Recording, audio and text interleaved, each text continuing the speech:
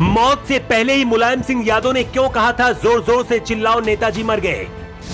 सामने दुश्मन खड़ा था, मुलायम सिंह गाड़ी में फंसे हुए थे और इधर कार्यकर्ता चिल्ला रहे थे।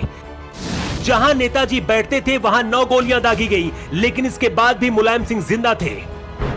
राजनीति में एंट्री करने से पहले मुलायम सिंह कुश्ती लड़ते थे। एक बार तो मंच में एक दारोगा को भी उठाकर पटक दिया था। मुलायम सिंह यादव खुद ऐसा तूफान थे, जो उनके सामने आया वो उड़ गया।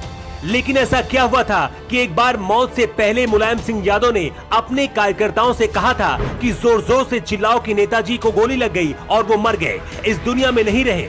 ये घटना बहुत कम लोग जानते हैं कि मुलायम सिंह की जिंदगी का ये सबसे खौफनाक दिन था, जिसे मुलायम सिंह जिंदगी भर नहीं भूल पाए। ये कहानी आज से करीब 25 साल पुरानी है। तारीख थी 4 मार्च 1984, दिन था रविवार। मुलायम सिंह इटावा और मैनपुरी में रैली करने गए थे। रैली खत्म होने के बाद मैनपुरी में अपने एक दोस्त से मिलने गए। कहते मुलायम सिंह को निपटाने की यहीं पर पूरी प्लानिंग तैयार की गई थी।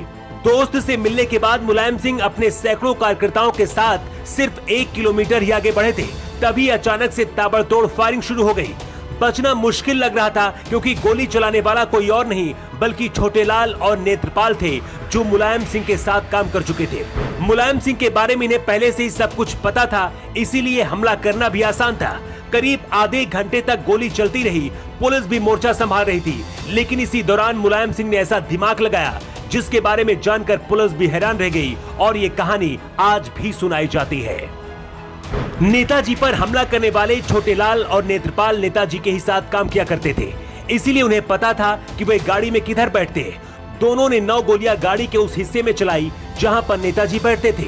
इसी दौरान लगातार फायरिंग से ड्राइवर का ध्यान हटा और उसकी गाड़ी डिसबैलेंस होकर सूखे नाले में गिर गई। मुलायम समझ गए थे कि उनकी हत्या करने के लिए बहुत बड़ी साजिश रची गई है।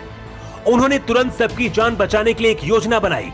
उन्होंने अपने समर्थकों से कहा कि जोर जोर से चिल्लाओ नेताजी मर गए, उन्हें गोली लग गई, नेताजी नहीं रहे। जब मुलायम के सभी समर्थकों ने चिल्लाना शुरू किया तो हमलावरों को लगा कि मुलायम सिंह यादव को सच में गोली लगी और वो अब मर गए।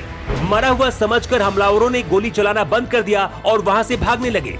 कहते हैं गाड़ी नाले में गिरने की वजह से मुलायम सिंह गाड़ी में फंस गए थे और निकलना भी बहुत मुश्किल था। इसके साथ ही मुलायम सिंह यादव को यह भी डर था कि अगर इसी तरह से गोली चलती रही तो उनके बहुत सारे कार्यकर्ताओं की जान भी जा सकती है। इसीलिए बहुत ही चालाकी से अपना दिमाग लगाया और जिंदा रहते हुए खुद को मरने की अफवाह फैला दी। हमलावरों के वहां से जाने के बाद जब माहौल शांत हुआ तो पुलिस कर्मियों ने जैसे तैसे नेताजी को एक जीप में 5 किलोमीटर दूर कुर्रा पुलिस स्टेशन तक ले गए और इसके बाद सुरक्षा कर्मियों ने वहां पर राहत की सांस ली। उस दिन मुलायम सिंह को अपनों ने ही धोखा दिया था।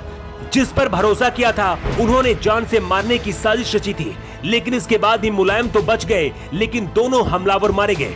मुलायम की जिंदगी की एक घटना बताती है कि वो सिर्फ राजनीति में ही माहिर नहीं थे, बल्कि असल जिंदगी के भी बाजीगर थे।